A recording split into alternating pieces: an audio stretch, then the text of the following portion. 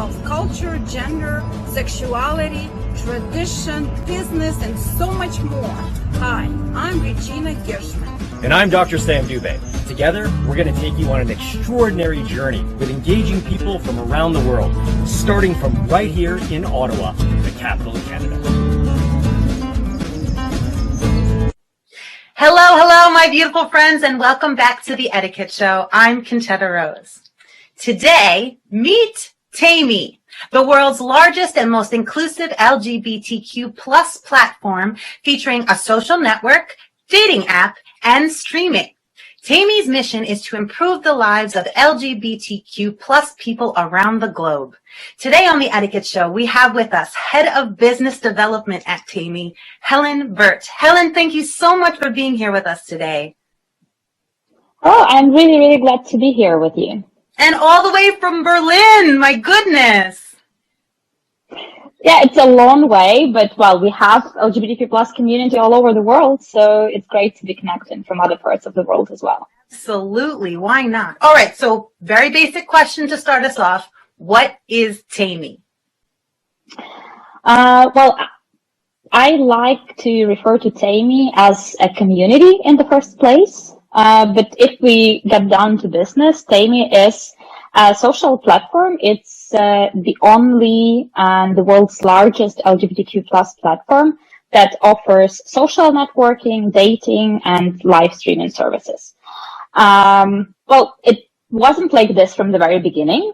I remember when we started back in 2017, I just joined the team. There were like 10 people on the team, and we had a dating application for gay men. It seemed like the perfect fit for the market in view of that situation. But then very quickly we started realizing that we need to change something, and that there is so much we can change on the market, and there is so much we can do for the community, that we started evolving.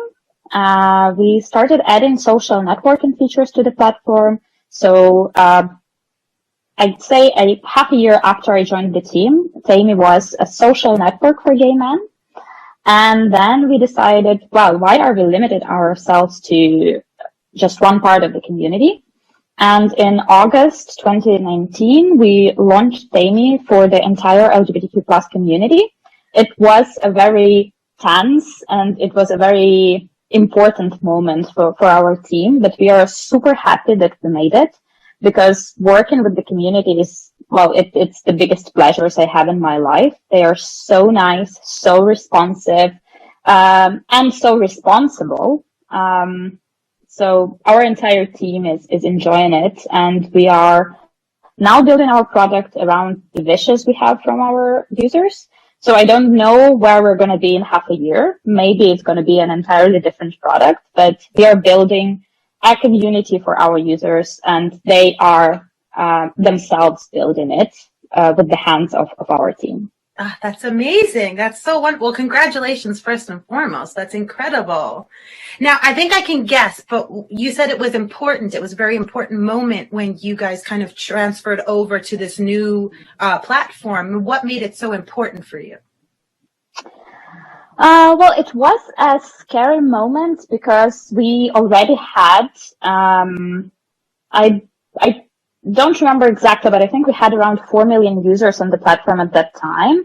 And all of them were gay men, and we didn't really know how they would be reacting to any kind of changes on the platform. We built it as a unique product for gay men. So when we were opening up and changing the platform to fit the entire community, first of all, we were very afraid to fuck up, because there are so many nuances you need to take care of and to think of when launching this kind of product. And yeah, of course, we were scared of the reaction of our current users. But as soon as we launched it, after the first week, we received massively positive feedback from all of our users, that they finally could connect, that they finally have a place where all of them can be connected together, where they can express their opinions, share their stories, come out without being afraid of any kind of judgment, because the community that is now on the platform they are super inclusive. They are super supportive. If you go to our social network section and read some posts, sometimes you can find questions about how do I come out? How do I come out to my friends? How do I come out to my family? And then tons and tons of comments with advice, with support, with any kind of helpful tips. And this is so, so great to observe. So yeah, if we talk about the launch, it was very scary because it was something new. But as a result, we are super happy that we did it. That's amazing. Right now, we actually have over 10 million users on the platform. Wow, that is amazing. And it's not just a dating app. It's not just social networking. It's kind of everything combined, right? It's really more of a place where people can just meet and get to know each other. And like you said, they can share their stories. I think that's incredible that you've created this new, world almost where people can just be themselves and talk about being themselves and encourage each other to be themselves. Yeah, exactly. That was our main goal, and I feel like we're succeeding so far. We are super inclusive. We are still receiving some feedbacks from our users on the points where they think we can be more inclusive, and we are constantly trying to change that, to implement new features, to change some algorithms on the platform to make sure that everyone really feels good and gets what they want from the platform. Yes. So it's no longer just a dating app for gay men. It's completely inclusive. It's for all kinds. Yes? Yes, absolutely. For the entire community, without any exceptions, dating app, a social network that includes all the features of top social networks existing there, and designed specifically for the LGBTQ plus community. That's amazing. So how does it compare with other online dating apps? I'd say it's very different in itself because it combines so much more than a dating app. It has a dating app. You can use it as a social network. So people come and join Taimi not only when they are looking for a partner. They join the platform just when they want to talk or to have a video chat or to watch a live streaming event that we are actually launching regularly for our users as well. So it's just a very interactive entertainment platform for the community. So I can't say that there is any other app on the market that can offer that. If we come to dating part specifically, the very distinct feature is that the dating part is designed for the entire community. So whenever you're joining the dating part, you can specify your preferences. And if you're a gay man, for example, you don't have to choose just other gay man. You can choose any other person, any other part of the community to search for. You can look for friends, you can look for acquaintances, you can look for a partner, and all the features are there. Anything you can imagine. Yeah, and some of our friends who are dating would like to know what is the success rate of dating to maybe longer term relationships or maybe even leading to a marriage, a bond of some kind. How's that working? That's a very complicated question. We can't really collect stats on that because, users are meeting, they're going on dates. Some work out, some don't. We do realize that. Right.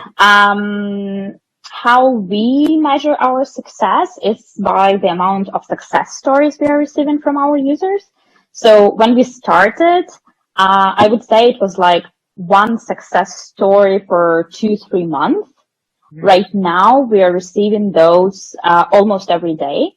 So people are talking about their friends, about getting married, about finding some long-distance friends. So we believe that we've succeeded. Oh, yeah. But I can't really say the percentage of people who found someone on Taimi because we don't know how to measure it. If you have an idea, please do share. I don't. I was just curious. Launched this new app, this new platform like this in 2019.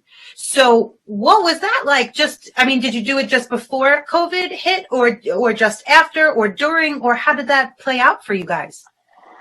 We launched the app itself at the end of 2017. So the entire 2018, we were building the social platform, and in 2019, we started building an inclusive platform for the entire community. Right. We launched it by the end of 2019, and yes, then COVID hit. But I'd say that it was a growth point for us at some point because people started going online more often. If you look at any kind of reports on usage of social networks or dating apps during COVID, you will see that they skyrocketed at that time.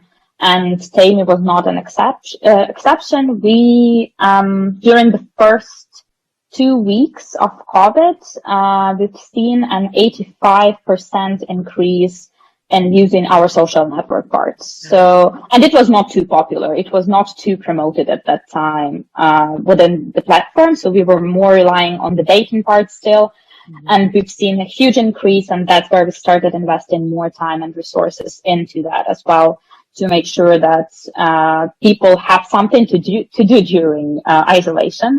And that's where we launched video calls, we launched live streams, we launched creation of different kinds of groups on the platform. So we tried to create as many possibilities on the platform as possible for this time of our life, I would say now. Right? It's strange, isn't it? But it is. Something like Taimi, I would imagine, as you said, more people being home, looking for an outlet to connect with another human. I would imagine that would be actually a positive thing for your company. Yeah? Well, it is definitely a positive thing in terms of usage of the product. But we, as a team that is developing the product, we're also thinking about the other side where people could not meet offline any longer. Like, after all, our platform is designed to connect people and to let them meet offline and form relationships of all kinds. Mm-hmm. So the fact that they couldn't do it was a little bit frustrating.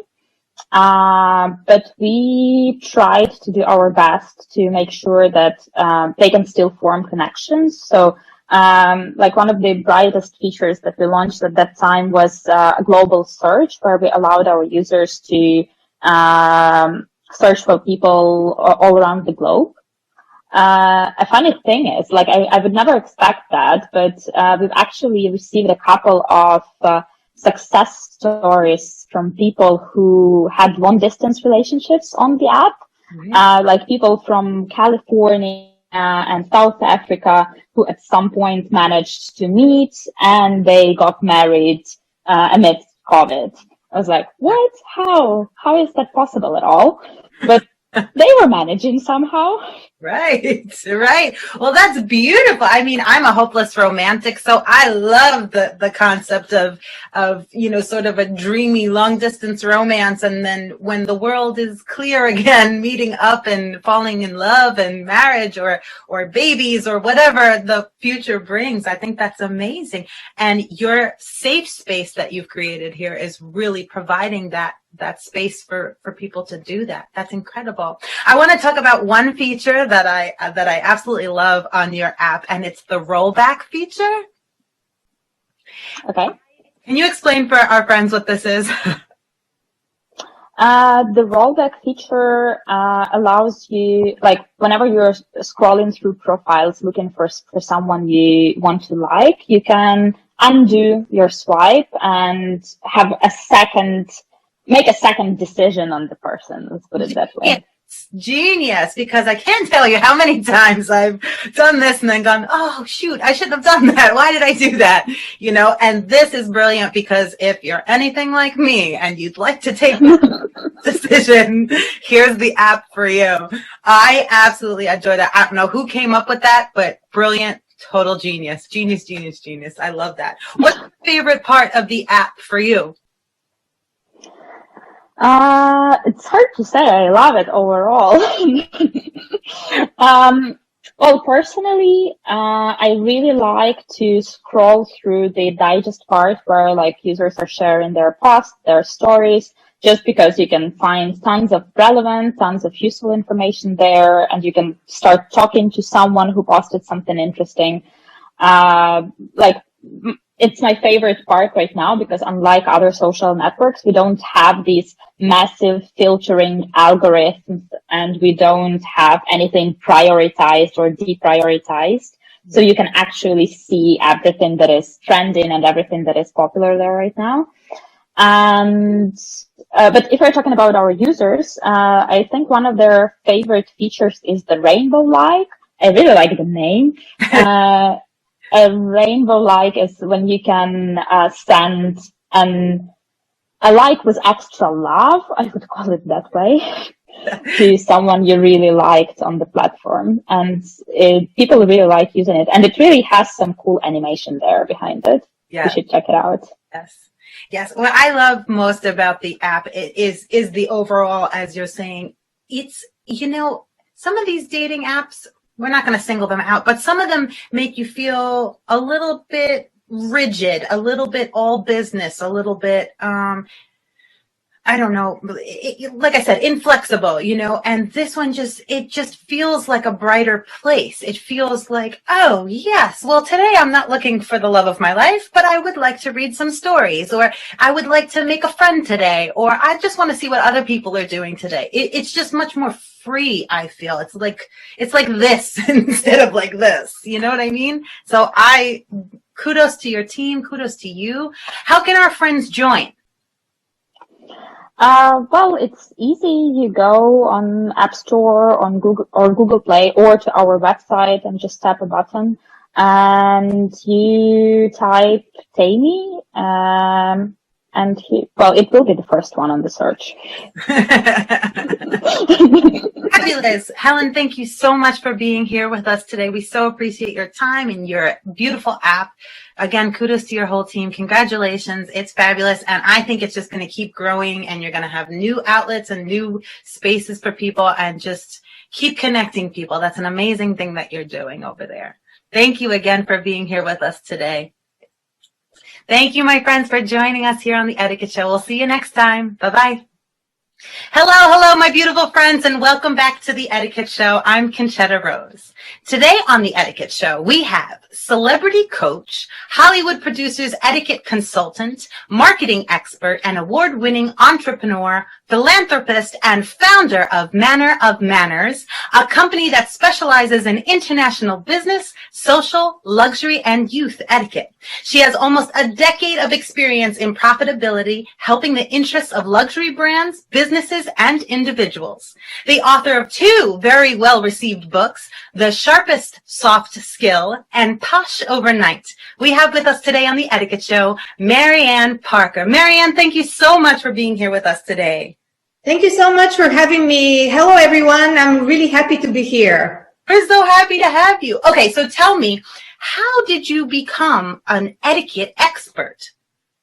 Well, you know, as a background, actually, I'm an accountant. I studied accounting and financial control, and my entire life I used to work in the corporate world. And I've realized that the corporate world is not the best place for me because there's so many politics going on, so much tension, so much toxic, there's always something going on. So I decided probably people do not really know about how to behave, how to present themselves. So I decided to learn more for myself as well. But I fell in love with that. So I started learning about the social etiquette as well. So I studied in Brussels, I studied in London, I studied here in Washington, D.C. But most of the studying I've done by myself.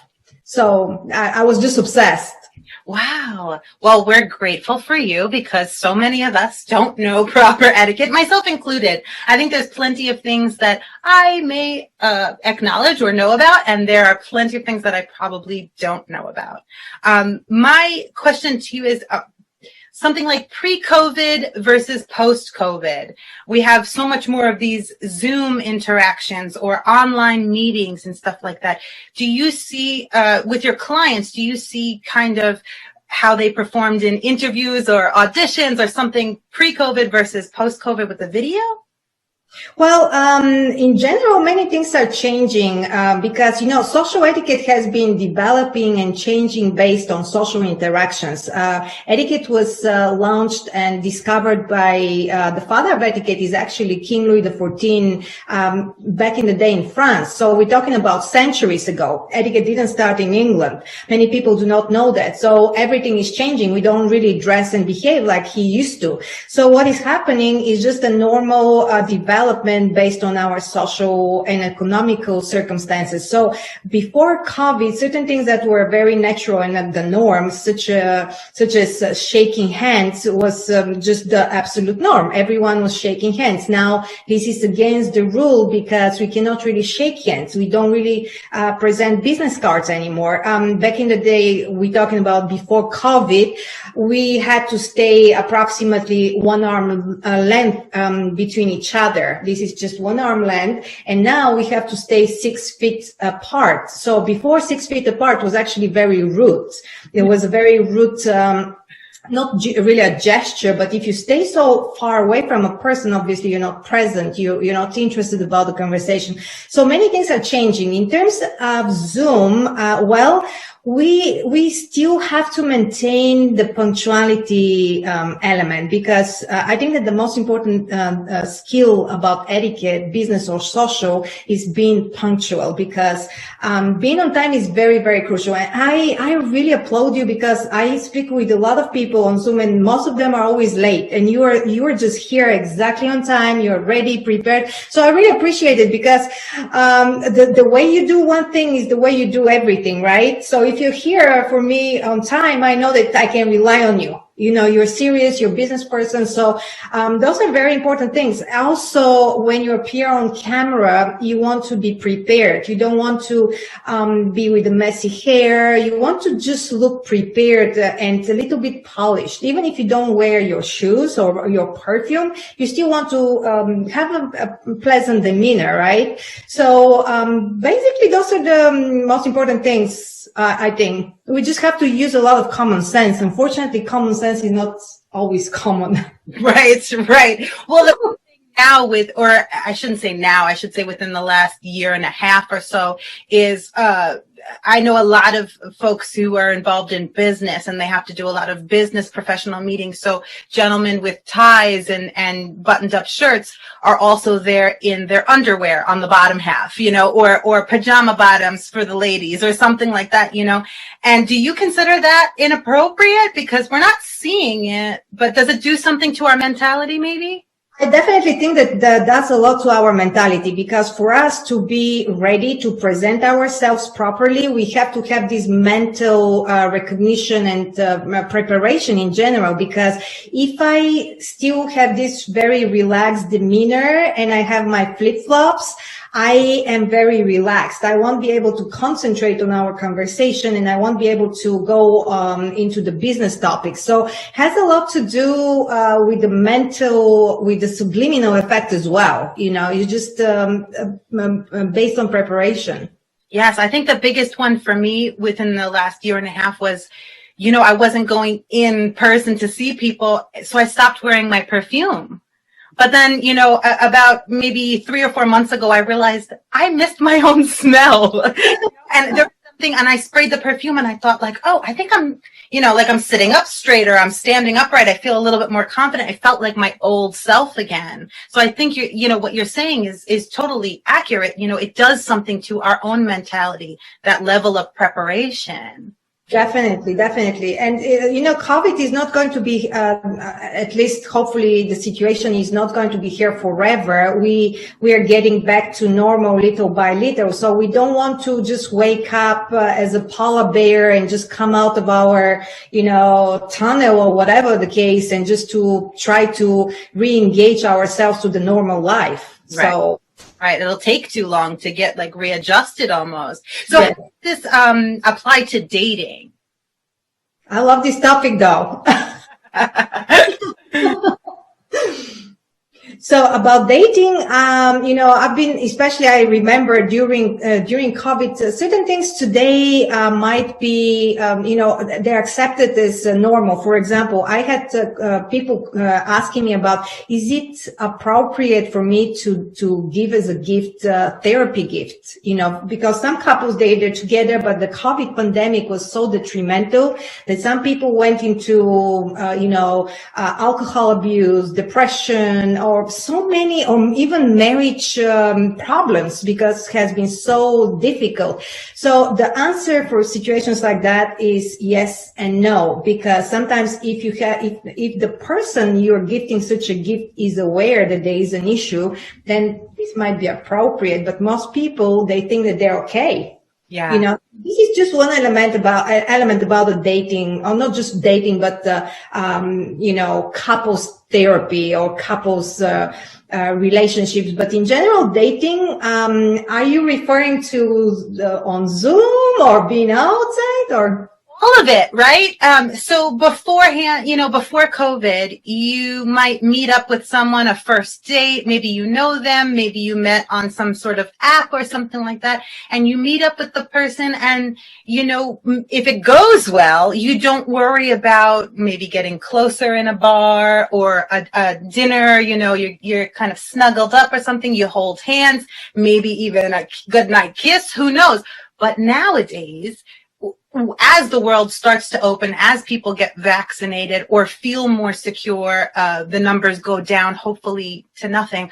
As that happens, I feel a certain hesitation with being open in that sense. Now, this is a several part question. So number one, what's appropriate to show my interest, but also keep safe and keep that health, issue in the foreground? Also, let's answer that first and then I'll go on. For example, if you're meeting somebody, if I decide to go out and meet someone, first of all, we need to know what are the requirements. Can we go out? I live in California, so everything was closed for so many months. Right. And finally, you're going out, and if you're meeting someone, I think you definitely need to follow certain requirements, But I believe that before you meet someone, you already have a certain discussion. How do they feel about COVID? Do they follow certain requirements? Do they plan to take the vaccine? Because when you are ready potentially to date, obviously you're going to discuss certain questions. Those personal questions are no longer personal, because you're not going to be meeting them only for coffee. You're actually want to see if you're going to be dating them. So obviously you have to make your research before that. I think it is just as we meet someone and we try to figure out if we click. Yeah. So if we are on the same page, we just decide to meet them, right? And if we're not on the same page, we're like, maybe I can give them a chance, but I'm not going to go too far. Right. So, yes. So what do you feel is like sort of a great general etiquette rule about dating nowadays anyway? Do you feel like, I know you just said maybe we have a conversation about how do you feel about COVID? Do you want to go out? Do you want to meet up on Zoom? If you do meet up on Zoom and that's your date, because that's what we have right now, and it's worth it to both parties to do that. Yes. What's appropriate? What's the etiquette of, like, how long do we stay on Zoom? Like, you know what I mean? What's appropriate? I actually love that. Many times in terms of etiquette, especially right now, if I click with the person, I might stay as long as I want to stay. Right. You see what happened with Meghan Markle and Prince Harry? They just met and they never knew each other from anything from before, but they stayed for couple of days and they were just thinking about the next meeting, the next date, because you just click. So you always have to be very considerate about the time frame, because you're in New York, for example. I'm in California. If it's too late for them, just be considerate, ask certain questions, just show that you care. So I think that this always can go a long way, because when you care about the person you are potentially going to date, only can help you. Also, you don't have a problem with being wearing a lot of perfume or not wearing a perfume, or if they're going to get suffocated because they don't really see you, right? You can even eat your garlic. Right. But you can't really do that if you're meeting the person face to face, especially if they don't like garlic. So those are little details that you have to pay attention to. But it's again common sense situation. Yes. Well, I always have this fear nowadays that when I do go out, even, with my mask and everything, I have a fear that I've forgotten how to interact socially. So even, a cashier at a store or passing someone saying, excuse me, I feel like I've forgotten, and I have to really remind myself, look the person in the eye, say hello, give a smile, even though they can't see you, and I have this big fear. Do you think a lot of people, you'll get a lot of clients once the world opens up again for things just like that? I believe so, because many people are actually losing the social interaction. That's 100%. But I think I have a very big problem with something else. The customer service is deteriorating dramatically. I don't know how it's in New York, and I love New York. I've been there several times, but in California, the customer service is just outrageously bad. And I always try to communicate with maybe the owner or the manager, because eventually everything is going to start opening up, and people are going to be surviving only based on customer service, because I can't find this anywhere else. Has been very bad in my opinion, and I want to help them. I want to support them. I want to give them tip. But if the customer service is so bad, I really feel discouraged. Yes, I would agree with that. I worked in the service. I waited tables for 6 years, and like to think that I was good at my job, and in that I cared about it. I wanted the customers to be happy. I wanted them to get what they ordered and things like that. And so since I stopped working and have gone out since then all the way through to now, I do feel like, part of me wants to go I didn't do this when I was waiting tables. I didn't have an attitude. The customer was always right. And you try to appeal to them. And I agree with you. I mean, it is spotty. There are places that are truly wonderful and have wonderful customer service. So I don't want a blanket statement everywhere, but I do feel that in general. And I feel that with the phone. Anytime I get on the phone to talk to a business, I'm on hold for forever. And then by the time you get through to someone, they're mad that you got through. It's like, yes, and they just disconnected in the phone, and it's just really. I have a problem with that, because I'm very big on customer service. I even can sense the body language. That's how sensitive I am. Because I was like you when I was in my 20s. I was a waitress as well, and I made a lot of money because of my customer service. So that's why I'm thinking that is just wrong. Yeah, you want to say to them, hey, listen, I will give you a big tip if you're just nice, Bring me the correct drink. Well, not to change the subject too much, but I understand that you recently worked with Caitlyn Jenner and got a bunch of wonderful etiquette tips from her. Yes. Oh, yes. I actually, I was in Harvard Club of Boston, and I was speaking at an event, but she was our main speaker, and, it was very intriguing to me because I never met her. I've learned so much. I've heard so much about her. She was always on the news. People see a lot of controversy about it, and I just wanted to meet her. And I'm a very open person in terms of people being different and being themselves, because I think that this is the most amazing thing, when people just express themselves and they're happy to be themselves without feeling uncomfortable. So I actually asked her several questions, and she mentioned that there's certain etiquette rules that we have to follow. For example, when we meet a transgender person or whoever we meet, we need to always follow their own suggestion. If they say, okay, this is my name, and I would like you to call me by that name, I should follow her, what the suggestion is. If she wants to be addressed as her, even if I see that the person might not be her or whatever the case, I just follow and respect their choice. And unfortunately, many people don't really learn about people that are not like them. So I think that education is a key. With some people, we can't really educate them. They just want to be bad. You know, some people, yes, they just cannot, they want to stay in their own box. But they stay in the same box in terms of race, in terms of many things. So it's not as isolated situation. So what else? Also wrong body language. She mentioned that some people, they might be polite, they might follow what you ask them to follow, but their body language is very offensive, you know, so they roll their eyes or they just stay away because they don't want to be close to you. God forbid something can happen to them. You know, she was mentioning little details which are very, very important, I think. The third thing, I just wrote it down for me because it was very interesting. Also, we shouldn't be entertaining gossip. If we have friends as such, we just have to always try to avoid the conversation, especially if it's a gossip about individual from the transgender community or you know, from the in general LGBT. I think that is crucial for people to know. And for what else was when we're working in a company, that's very important. So if I own the company and I have people working for me, I have to have I have to educate them on a regular basis. Mm-hmm. And if I have people in my team from the LGBT community, I shouldn't be addressing the topic just and to make them feel uncomfortable. I just have to address the topic in general. I feel that sometimes is like we're not living in 21st century, like we're living in the 19th century. Have you noticed that too? Yes. Yeah. So people need to be educated, and I shouldn't be pointing, and I shouldn't be looking at that. And it's just so outdated.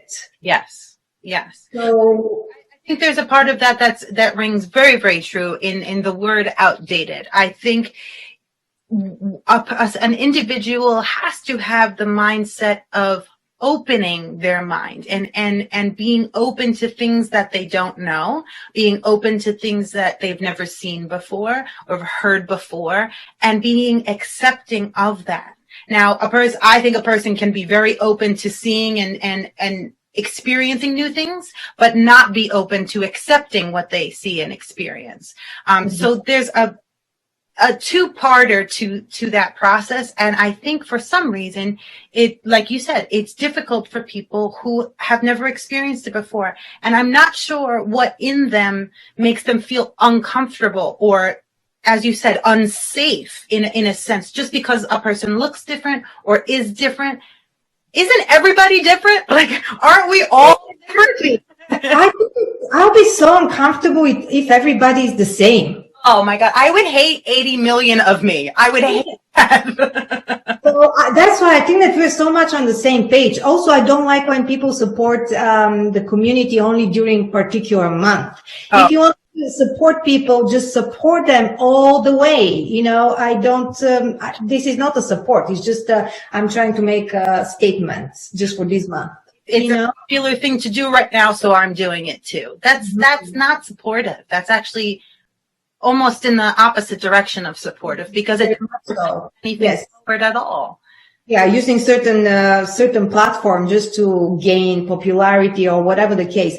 So I guess that not only in our community, I'm coming from a very conservative country. I'm originally from Bulgaria, and I think that we need a lot of education there as well, in all kinds of topics. You know, not just on that topic, but hopefully the world is changing, though. I believe. As long as there are people like you out there willing to educate those who don't know, I mean, that's number one. I come from a long line of teachers of all different kinds of topics and subjects, and you are a great teacher. And if you would like to learn anything about etiquette, please go contact Ms. Maryanne Parker. How can our friends contact you? They always can send an email. My website is mannerofmanners.com. I do a lot of TV, a lot of interviews, so there is always a contact number. There is an email, actually. They can always contact me. I give a lot of free advice and information, and even about PR, media. I love to help people. I love to be there, not just to as a business persona, but also as an advocate for humanity and, you know, just different things. So certainly are, and you are in the exact right position you're supposed to be in. You're on your journey, and we're so, so grateful that you exist in our world. Thank you so much, Maryanne, for being here with us today on the Etiquette Show. Thank you so much for having me. Absolutely. Thank you, guys. We'll see you next time. Did you see that incredible interview with the queen of etiquette, Maryanne Parker? Of course you did, and you loved it. Well, if you email us right now at info@etiquetteshow.ca, Maryanne will send you a free copy of her book, The Sharpest Soft Skills. Email us now, and remember, first come, first serve. info@etiquetteshow.ca. That's info@etiquetteshow.ca. Hello, hello, my beautiful friends, and welcome back to the Etiquette Show. I'm Conchetta Rose.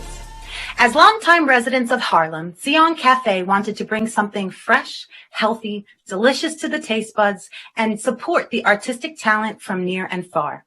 At Tsion Cafe, they are committed to honoring that heritage by providing a space for regular arts events, including live music, poetry nights, film screenings, a writer series, and so much more. Today on the Etiquette Show, we have with us chef and owner Beejhy Barhany. Beejhy, thank you so much for being with us here today. Thank you for having me. It's a pleasure. Absolutely. So Beejhy, tell us, what kind of food do you guys serve at Tsion Cafe? At Tsion Cafe, we basically we provide Ethiopian Mediterranean cuisine, which is in a way the influence of my upbringing. Ethiopia, because I was born in Ethiopia, and Mediterranean somewhat because I grew up in Israel, and of course a little bit of the New York element of it. How fabulous. Well, I'm looking at your website and there's not a single meal on here that I wouldn't order. Everything looks so delicious. Do you have a favorite dish? My favorite dish would be the veggie combo, since I am vegetarian myself. So we have variety of different stews going from red lentil to ground chickpeas to collard green, cabbage, and split pea. And it's going to be served on top of injera, our traditional Ethiopian bread, which is utilized to scoop the stews and you eat it with your hands. It's delicious and nutritious. Oh my gosh, I just love the way you talk about it. It's so exciting. It's like the Italians too. We do that when we eat. We get all excited too. That's fabulous. Very briefly, I wanted to talk with you. You guys have been doing so much. You've been helping out with the essential workers. Is that correct? That's right.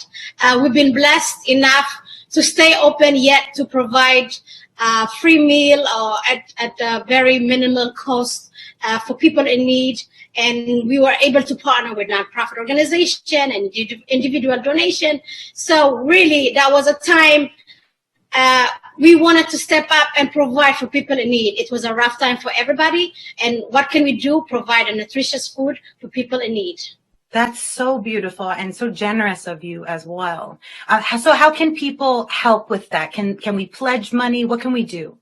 People can donate via PayPal or by gift certificate in our website, tioncafe.com.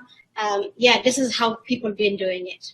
That's so amazing. So if you're around and you have $12 extra, that's nothing. That you can sneeze that away in a heartbeat. $12, you can provide a whole meal for an essential worker. So you can do so at tioncafe.com. So our host in the field, Yanni, had the pleasure of visiting Tsion Cafe this week. Yanni?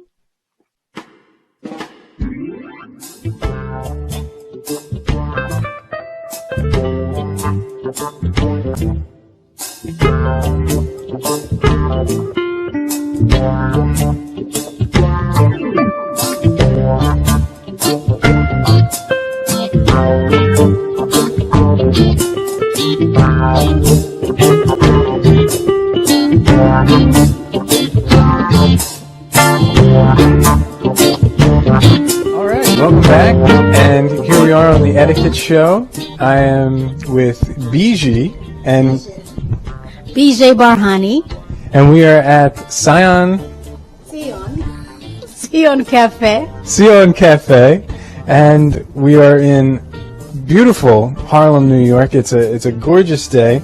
Beejhy, what inspired you to open the cafe?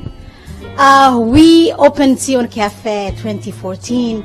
We wanted to provide wholesome, healthy food to our community and as well celebrate the rich history of Harlem through music, cultural showcases, and different activities really to celebrate the rich history that Harlem have to offer. Very cool. What is your favorite dish on the menu? My favorite dish is the veggie combo. I am vegetarian, which we're going to show you later. It consists of a lot of delicious stews, such as collard green, ground chickpeas, red lentil, cabbage, yellow split peas, and it's going to be on the bed of injera. Injera is the traditional Ethiopian bread, where it takes 3 to 4 days to make. It's fermented and is a batter that you bake on a pan. It's a traditional bread to Ethiopia, and it actually, beside being on the plate, it is utilized to scoop your stew, your food, so is kind of your utensils, you eating your utensils, which is a beautiful tradition within Ethiopian culture. Very cool. And I heard you mentioning that before the pandemic, you were having a lot of live music in the restaurant. What were some of those sounds like?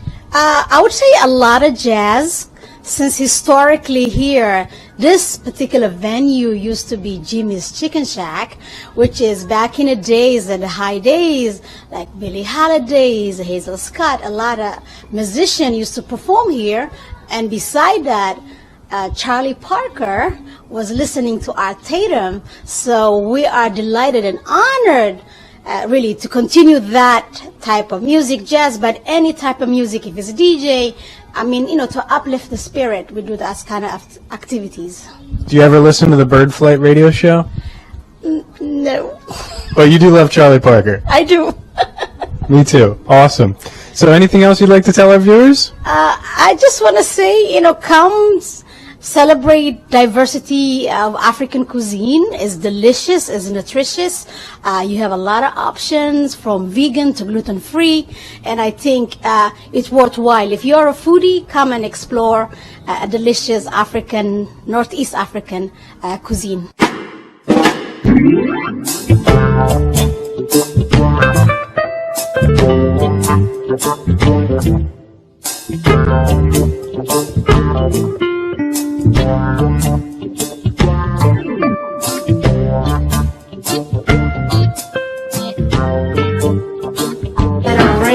This is the bread, the injera bread I told you about. Very cool. So this is the injera, and it's fermented and is made out of F. It's a grain native to Ethiopia, naturally gluten-free, very nutritious. It has a lot of vitamins and iron and so forth. So you can live alone on that particular grain. It's a super grain. Is almost like quinoa, ancient grain. So as I said earlier, this is the ground chickpeas. This is the cabbage, collard green, yellow split pea, and red lentils. When you're ready, you can take pictures or you can scoop. We can show you the process. I don't know, whatever. Nice. Okay. Yeah? Yeah. Do you need any pictures or anything? Yeah, I got some good shots of it here. Yeah, you can. If you need to take pictures, go ahead. Beauty shot. Beautiful.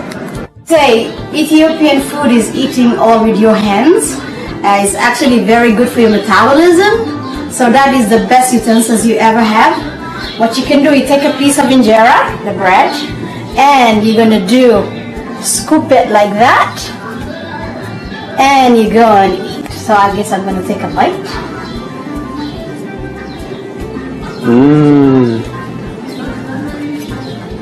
Nice. That's how it goes. That's awesome. And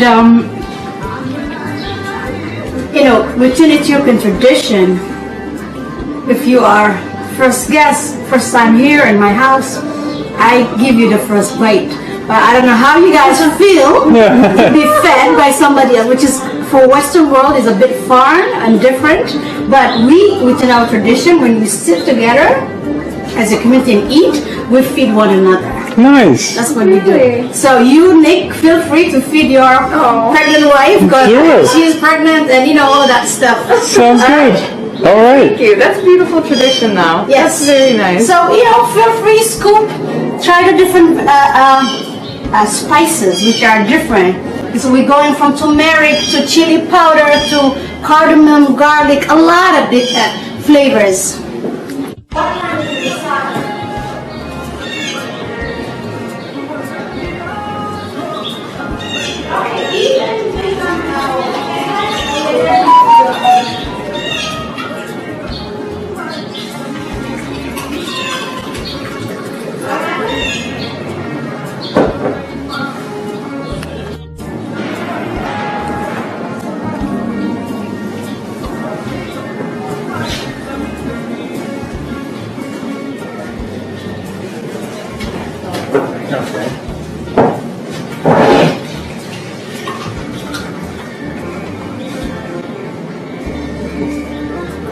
Okay, this is Nick for the Etiquette Show. I'm going to feed my pregnant wife, Christiane, in traditional Ethiopian format by taking a roll here of the ancient grain bread.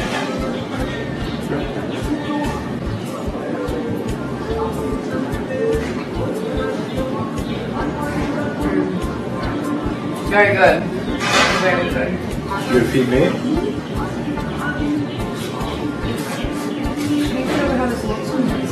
Yeah, very texturous.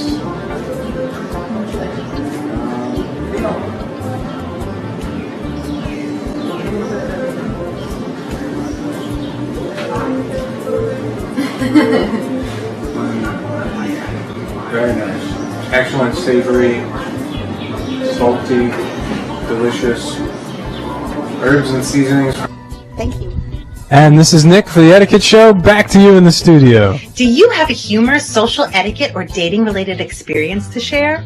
Send in yours! And if we read aloud your experience during a television broadcast, we will send you a free copy of Andre Prince de Grace's intriguing new book entitled Infinite Shades of Happiness, Love, and Virtual Dating.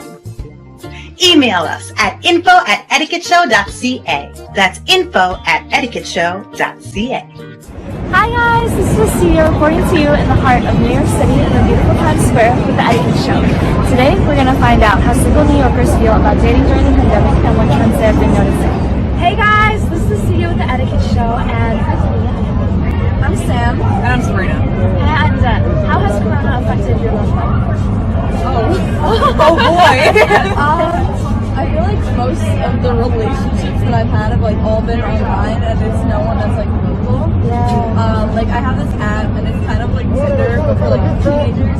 And I've met so many people on there, so I feel like it's kind of helped because like it's easier to connect with people and like you have more time to talk. Yeah. But like seeing people in person is a lot different. Yeah, it's definitely difficult. It's not ideal. So how do you feel about like if a guy just comes in your inbox and slides through your DMs? Is that a yes or a no? I mean, I think it kind of depends like on the guy. Yeah. How he looks and like how he approaches and like what he says. I'm very like, I need to get to know. Like, I've had people like, do you want a boyfriend? I'm like, I don't even know. What is your name? Your name is like Fitzgerald. Like, I don't know who you are. Yeah. And so if you were meeting people in real life, Corona was over, how would you go about meeting them? I don't know. I mean, I'm going to college this year, so I feel like that's going to be like a great way to meet people. And then otherwise, it's kind of just like, if I see someone cute in the mall, like I'll go up to them and ask for their Snapchat or their number or whatever. Like, I'm super comfortable with that. Yeah, she's super confident. I am Yeah, not. I don't care. How do you do that? I don't know. You gotta just like make it till you make it. Like I don't really have a lot of self-confidence, but like if you just act like you do, you just gotta go for it. Yeah. No, you said you didn't have self-confidence, but you have enough to believe in yourself to go for it. Yeah, girl. Oh my God. The worst they can say is no, and I'll never have to see them again. So That is so true. Right? Unless it's a coworker. That's very true. You gotta get them fired. Sorry about it. Find a way. So, what do you think is something people really value right now in their love life? Convenience or real love? I feel like right now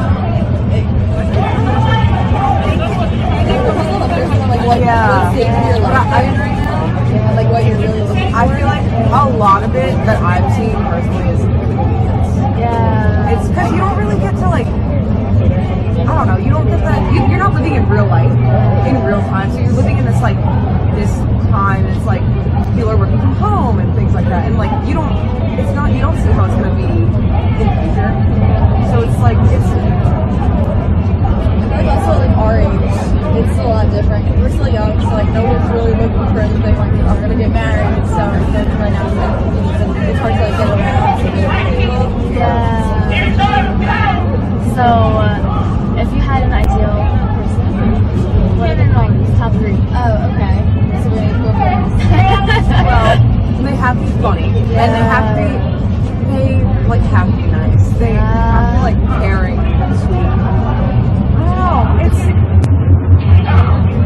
just be nice, funny. I'm a very simple woman. We have to have good morals. Definitely. Like you have to be able to care for other people, and funny is also a big thing. And then I know it's gonna sound kind of shallow, but like you have to at least be somewhat attractive. Because like if you think about it, you're not gonna have like a good connection with someone that you're like really repulsed by. Yeah. So What about when we're old and we're all but then it'll be different because you'll already built that and you're already loving them. It's like you already have that connection. But like right now, like you're gonna, like if you think about it, like if you meet someone and they look kind of like grungy, you're not gonna want to talk to them. She said grungy. I think it's like icky. Grungy? Yes, grungy. What's the right word for that? Like I don't know, just like grimy, musty. No. I think everyone's different. You just have different types, you know? It's, yeah, because I feel like when you really love someone for who they are, it's, you see them as like a more attractive person. I don't know. It's, I just, but like think about it. Are you gonna go up to someone that looks like he's been wearing the same shirt for the past 3 months and he's got like a beard that he doesn't take care of? Like I have. Oh my god. So you know what? I think that looks capture people in the beginning, but I think character is what makes them stay. And I feel like maybe if you're not like everyone's type, I feel like you still have a chance. You just have to find a way to like get to know people first and not like depend on looks. I think we all have strengths and weaknesses, you know? yeah. But hey, thank you so much. I appreciate it. It was great talking to yeah. you. Nice to meet you. Alright, this is nice.